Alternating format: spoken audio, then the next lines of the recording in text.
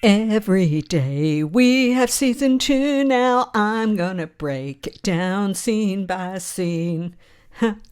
Welcome to my next scene by scene breakdown. I'm Koala Sedai and I am so excited about season 2. I'm only my second episode of breakdown in, and it's taken me a day and a half to write this. I went out onto Twitter of Time and did some collaborative discussion of stuff, and I'm just so convinced that they are nailing this, and I want you to come on a little bit of a journey with me and see if you can handle being inside the rabbit hole that is my head. We're up to scene 2 now, and another thing that I've done, and I did do this at times in season 1, is I've actually decided to take a scene that got broken up as we jump points of view and just discuss this through. Now, before we actually go to the action in the scene, did you notice that as we pan across this beautiful hillside heading towards finding where Moraine is, that we're not just looking at a rocky, crumbly stone hillside, we are looking once again at ancient ruins of a civilization. You can even see the top of a building in the bottom right-hand corner. So more evidence once again that at some time long in the past, the world here completely broke and shattered. And they just keep showing it to us bit by bit. Gorgeous. I love how you either have to slow everything down to like about 10% or take things just screenshot by screenshot to capture the depth of the detail they have put into this for us. I'm calling this scene 2, and it starts with Moraine carting the water and it ends with Baldomon leaving her in the study at Varen's home. Then I will pick up, as scene 3, I will pick up the next POV that jumps about during this. Okay, I don't know at this start of the recording how long this is going to be, but I have a feeling it's going to be longer than my breakdown of scene 1. In the books, Moraine goes to the home of Adelaus and Vandene. They had gone into voluntary retreat and were together working on writing histories. They live at Tifan's Well, which is a farming community in Arafel. However, in the books, it was in grassy plains. But I mean, how gorgeous is the scenery that they used for TV? I don't blame them at all for changing it to being where they placed that property. I love how Moraine is in drab colours because it gives a huge visual clue as to just how hopeless she feels at this point. She's hauling water like across her shoulders, and this is actually a common task in this kind of a world when you've got such low engineering technology. However, it's also a fantastic visual symbolism of fruitless effort and mere physical demanding, way more than it is a visual example of something that's terribly rewarding. Because we know, and it's even mentioned, that you usually end up spilling a lot of the water just through the motion of walking around. It's also really symbolic of the feelings associated with the loss of a loved one. The fact that Moraine lost touch with the One Power is known to be like even more of a grief tragedy loss than losing someone that you love.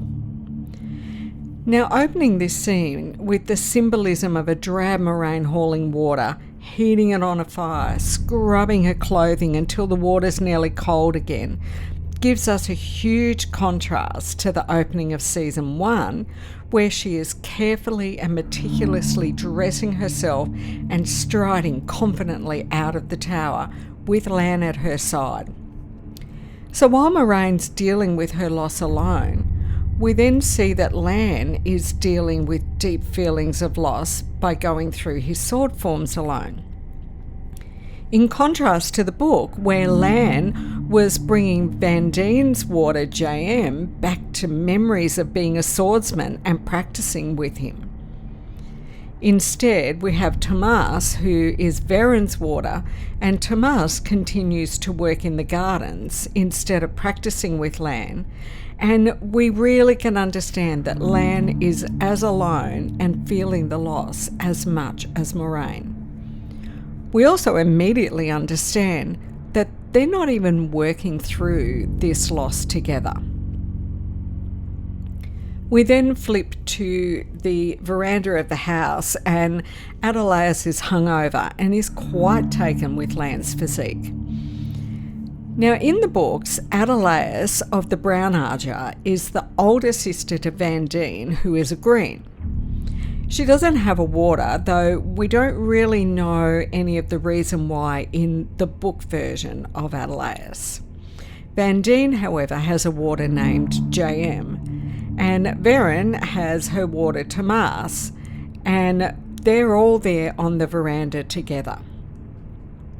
Now, watching this with someone who hasn't read the books, I certainly found that she was quickly almost overwhelmed with the number of new characters she was encountering by the end of this episode.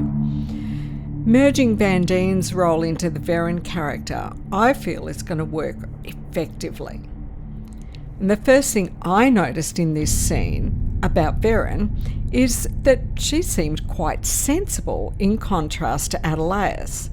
So I'm going to be interested to see what they do with these two working together. And did you see that? Adelaus has got dark sunglasses for her hangover. Oh my God, that's hilarious. And I absolutely have to give a shout out to Alyssa Powers of One Power Ballads for being so fast with her parody, Horny Adelaus. She is spot on. For all our theorising and forecasting, no one in all of the fandom expected a horny Adelaus. Some know that Veren is one of my top favourite characters, Team Veren all the way. In the books, her classic scatterbrain persona works to throw us off. So I'm intrigued to see how Veren is developed and how well we are thrown off. Well, how well viewers without knowledge of what's going on are thrown off. It looks to me like it's possibly going to be quite interesting that they may use Adelaus to take people's attention away from Veren. Anyway, that's theorising, which is not really what this is about. I'll just be interested to wait and see what actually happens. Now, this scene ends with Lan announcing that someone has arrived on horseback. He's the 20th visitor that Moraine has received, and we find out later that months have passed between the end of season 1 and now. We don't know exactly how many, and we don't know how long it took Moraine to get here, but we can presume that it only took days or a week or so, as Arafel is reasonably close to Feldara. However, we discover in the next scene that this rider is an Ilianan. Now, we actually don't know, though, if he came all the way from Ilion or just from Cairhien, because he may have already been a fair way upriver trading.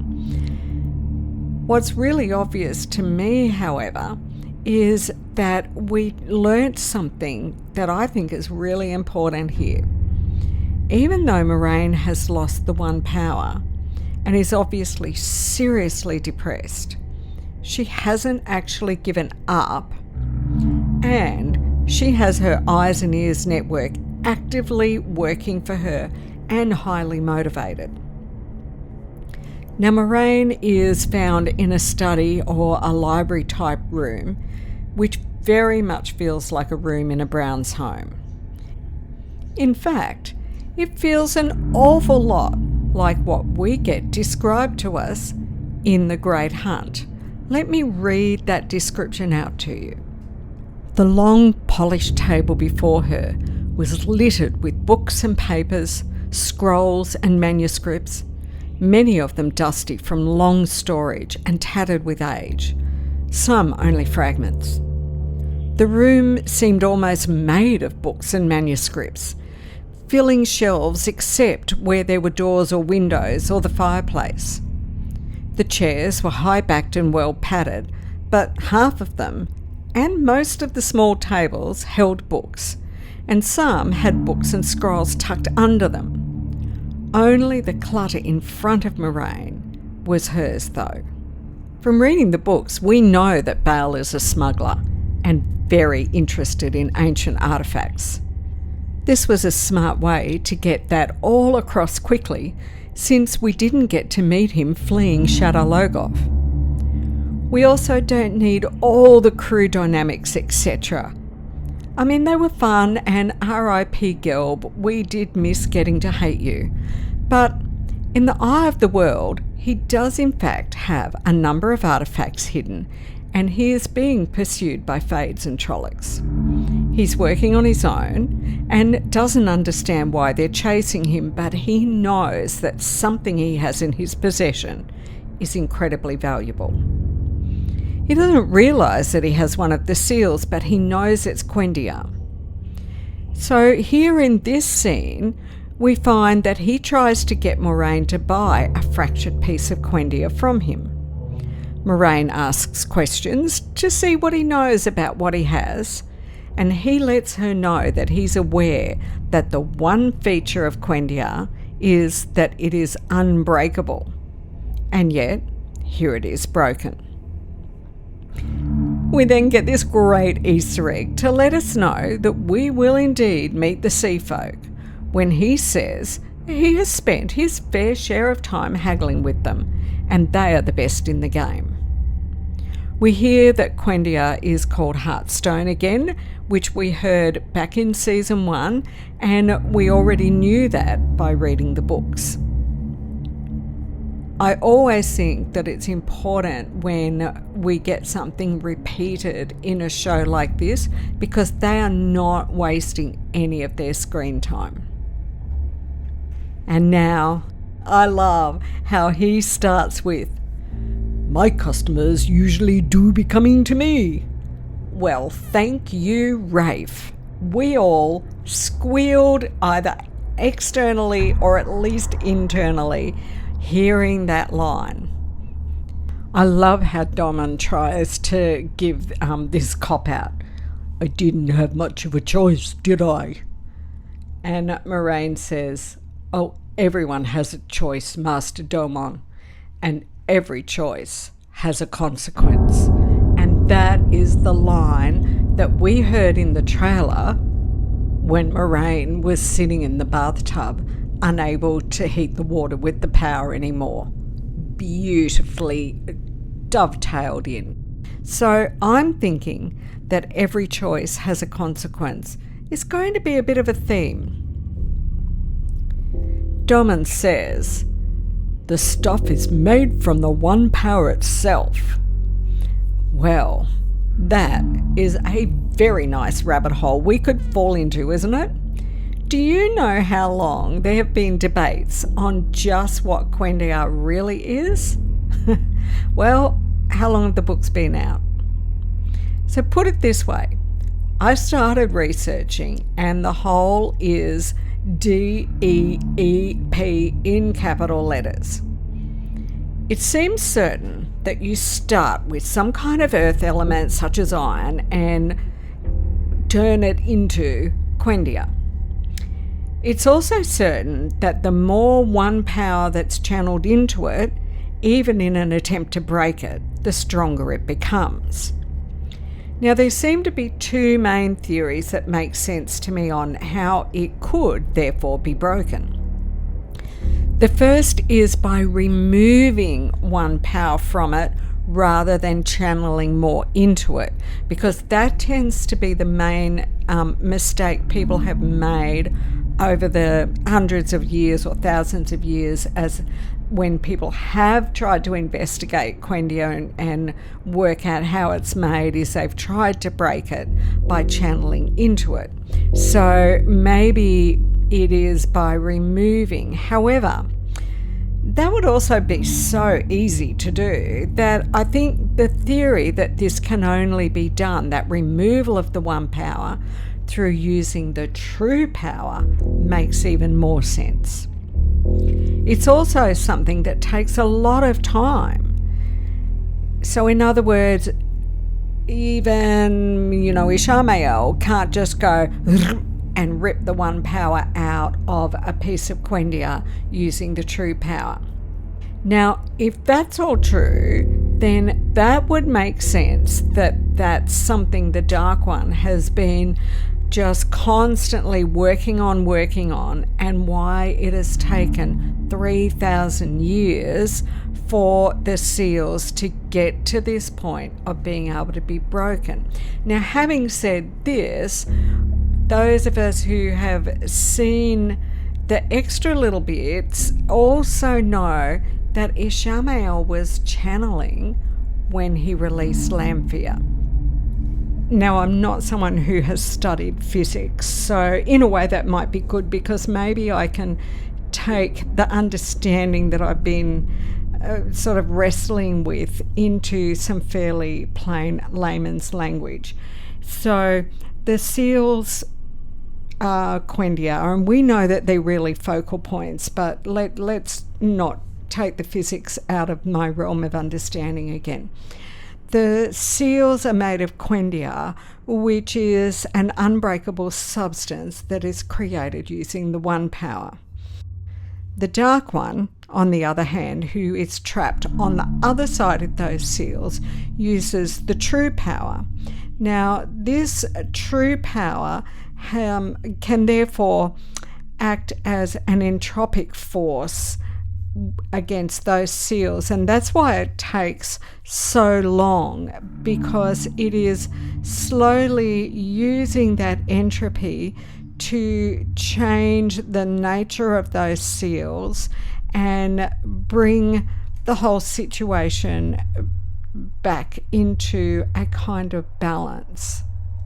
So an example could be something like how an entropic force works on something like a polymer chain, which it relies on the distance between those changes, and it evolves it from one state to another that is what we call statistically more probable. Like, I'm trying to explain it. It's like I half understand it when I read something about it, and then it goes like, oh, what the hell, how does that work? But that is often a theory that is accepted as to how over time those seals were slowly weakening and weakening. And one of the reasons that I'm saying that is because we know that they weakened to a point where they were easily broken, and the last ones that were intact were actually then deliberately broken by Logain at the last battle. So that takes me to what we saw in that clip that we haven't yet seen in season 2 at the time that I'm recording this, where we see Ishamael shattering the moon dial, which is obviously the focal point for the seal that Lanfear is trapped behind. So he would not have been able to do that had not there already been this entropic force that had been weakening the seal. So if I go back to what I was saying, I think is the most logical thing is that the true power is able to slowly pull out the one power that had been the force that had been turning that element into Quendia, and in doing so had weakened it enough that the seal has been able to break. Now you try explaining that in everyday language to any non-book reader you're watching the show with, and I hope you record yourself doing it so that we can all learn how to explain it better together. Whew. But I digress. Okay, that's actually not the important part about what's going on. I mean, for us hardcore fan freaks it is, but for just breaking down what is happening in this scene, and are we getting the information we need for the story to move forward in the way it needs to in the show, we don't need to go further down that path.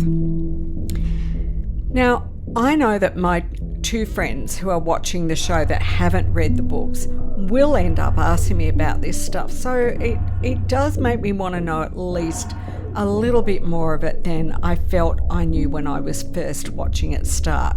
So I have Kathy, who is watching it with me, and I also have my friend Becca Boucher, who is an author who writes children's books about wildlife and the environment with me, who is watching it over in Massachusetts. So I will have some material on how they've been feeling about certain things, questions I ask them, that is going to supplement a lot of what I'm doing here.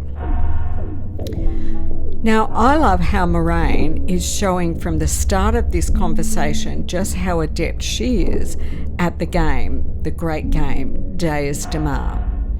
She has a seasoned smuggler who trades with the sea folk under her thumb with ease, and does it so well that he just laughs and accepts her win. We find out that he got hold of this piece of Quindia a couple of months back, and we get our first timestamp.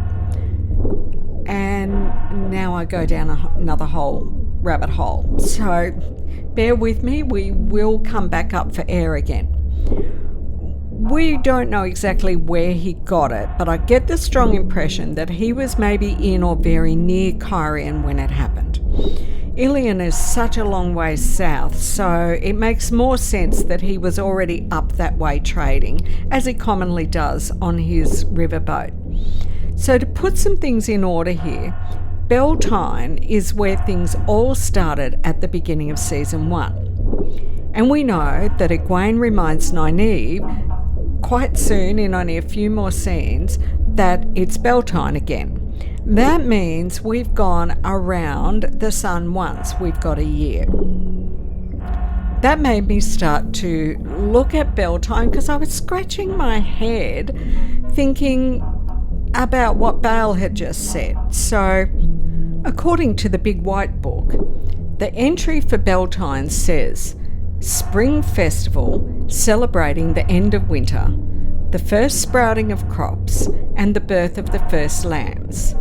Date determined locally. Winter night entry says the night before Beltane, spent visiting and exchanging gifts. And I thought, so wait a minute, that's saying that the birth of the first lambs, and therefore like there can't be an exact date that's going to happen the same way every year.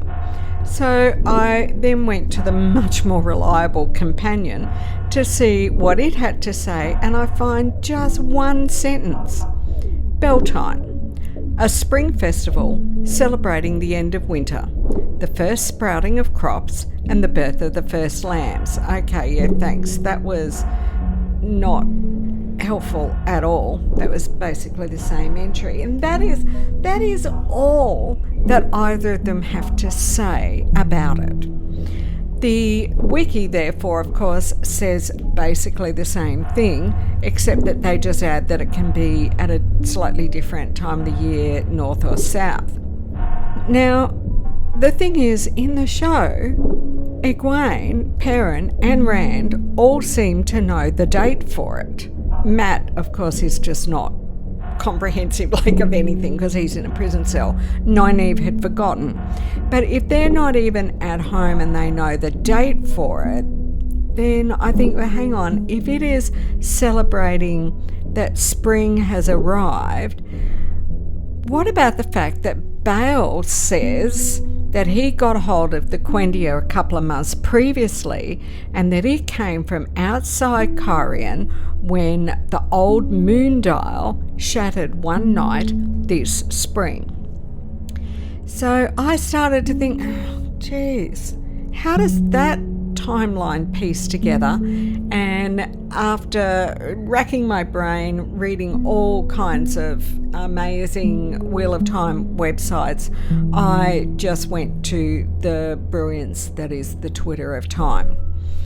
And I asked about it there. Now, I got lots of slight variations of answers, and I had to really just weed through them and keep discussing, and that discussion went on for nearly 24 hours. The conclusion that I end up coming to was that in actual fact I was looking at it all the wrong way. And I do want to just give a bit of a shout out to a few people who really got in on the conversation. To Michael, Kate, Amy, Clockwork Selkie, and Miss Sarah Janes and Sulin. We really did have quite a good backwards and forwards. And what I realised is that my first thing that was wrong in how I was looking at it was that I was trying to keep the idea of it being linked to spring because, books. But when you look at those tiny entries for the books and remember that it was actually an eye of the worldism, we get the first clue that Beltane's not the least bit important to the story of the Wheel of Time at all, and that's why it never came up again in the next 13-14 books. So let's consider what Beltane looked like in the show, and we start to get a bit of a clue, because that's when we can clearly see that it was nothing to do with spring in the show. Beltane got used to teach us, the viewers, about the nature of the wheel and about reincarnation. This means we can keep reusing it, and what better way to reuse it than to make it a timestamp? I am convinced we will regularly get Beltane come around in the show and we'll all go, oh, flamin' hell, another year has gone by. I don't think that they'll make the show story drag out for decades, but I do think it will span more than the 2.5 years that the books did. I mean, I love this really because I always felt that things happened too fast in the books. And I always felt that it would have seemed a little more balanced if Robert Jordan had just added on a bit of time here and there so that the story would have taken place over 4 years or so. I mean, it took us a couple of decades to get it all published and get to read it all. It would not have hurt if he had simply allowed some of the time gaps that happen in the book to have been longer time gaps. I think it would have felt a bit more realistic. But with the fact that no one else was even lighting lanterns in the show, in this episode 1, I loved it even more because I think it's going to feel really personal for us to see our Emmonsfield 5 remembering something of their village life, as well as give us a timestamp, which is going to be way easier than trying to follow the cycles of the moon, let me tell you. And okay, that really was a huge digression, but I just needed to make sense of that one sentence, because I'm completely convinced that there's actually not a huge amount of dialogue in this show, and therefore every single word has been chosen very deliberately. The conversation then moves to the fact that Domon is being followed, and he presumes that Moraine is behind this. Another interesting little bit of information.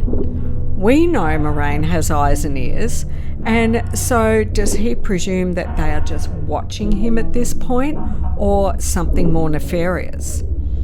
But Moraine literally just fobs him off with, "Oh, your enemies are your own," and turns to what she is most interested in.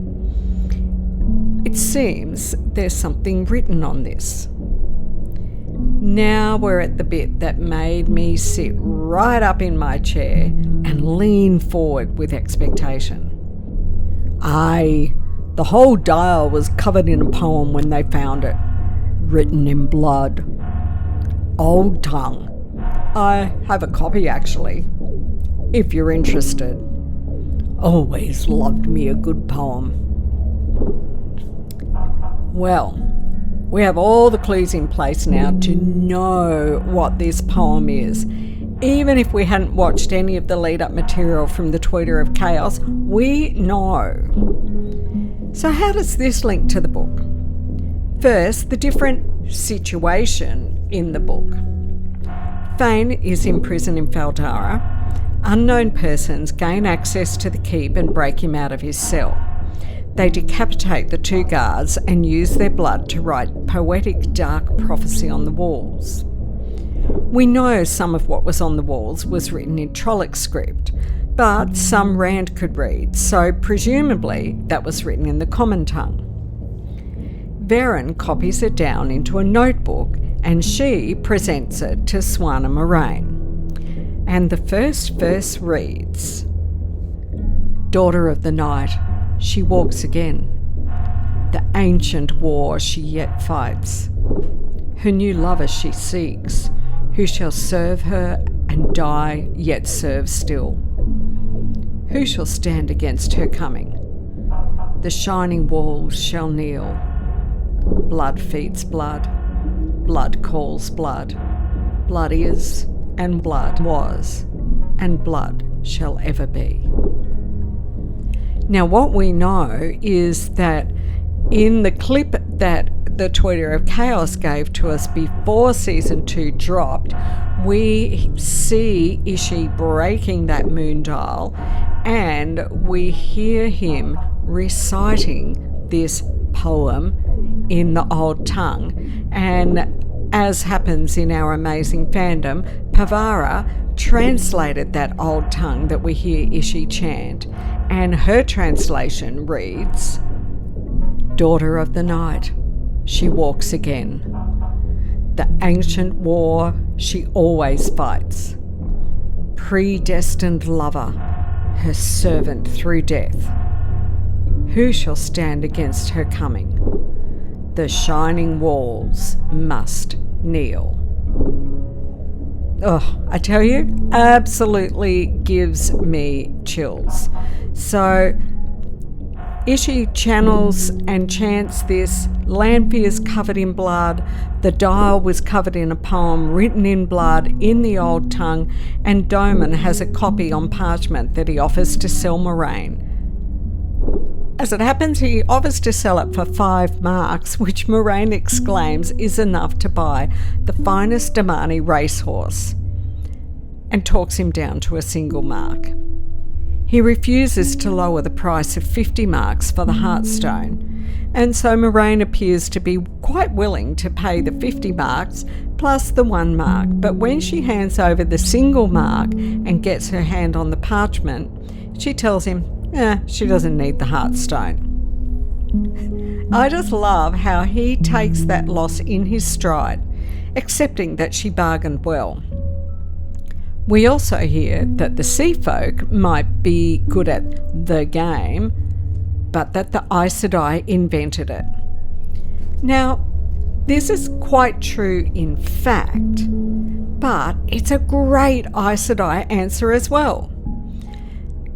Deus Damar, the Great Game, was developed by Kyrianan nobility, but they adapted it from the intrigues used by the Aes Sedai. I love this little subtle Easter eggery for us because we know that Moraine is a Kyrianan noble by birth. The conversation now goes back to the men who are following Domon, and we circle back into the books again, because in the books, Domon was being chased by Trollocs when he first met Rand, Matt and Tom. And there would have been a Fade or Fades pushing them, but he was also being pursued even more persistently as we enter the Great Hunt with offers of high-priced cargo intended to deliver him to death. Now he decides that he's not going to fall for that, and that instead he is going to head out to sea and use the shallows to escape along the coast. Keep that in your head for a moment. Moraine quickly works out that he's being followed by Fades, and we all now know that we don't need anything more after season 1 than to be told that blacked cloaked men on horseback are bad news. Did you notice that he said he first saw them after he left Whitebridge? Flaming awesome. Moraine then tells him to get back to Ilion and then take to the sea. He tries to complain that Spray is a riverboat, so she tells him to stay to the shallows. And ka-ching! Another golden Easter egg drops in our laps. Now Domon accuses her of getting him wrapped up in all of this. And look, maybe she did. But we know that this is exactly the kind of shit Domon does all on his own. Had he heard of that Heartstone, even without Moraine, he would have procured it. And do you think that they'd leave him alone if he'd done it without doing it for her? No. So then we get the classic Moraine line, just so that we feel completely at home. The wheel weaves as the wheel wills. Domon leaves. Moraine reads the poem to herself after he closes the door, and what I want to know is, did you recite it all out loud from memory too? Okay, that's done it. I've gotten us through to the end of looking at how that first scene played out, of finding out where Moraine is, who she's with, having her state of mind and land state of mind shown to us, meeting Baal Domon, and getting the stakes sort of laid down.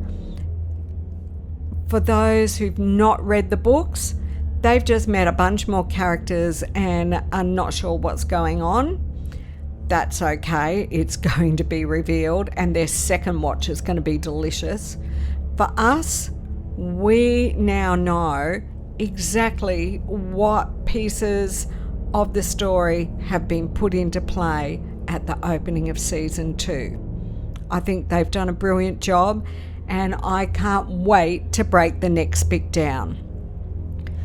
I'd love it if you could make sure that you do like and subscribe, and leave me comments below. Did I say anything that should have been expanded on more? Did I say something you don't agree with? Do you think that you've got some nugget that I totally missed?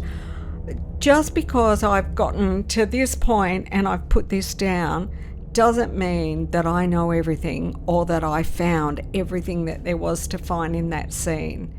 You know, we learned that there are no endings to the digging out of the Easter eggs and foreshadowing of the Wheel of Time. So please do join in with me for as many diggings into this as we need to do.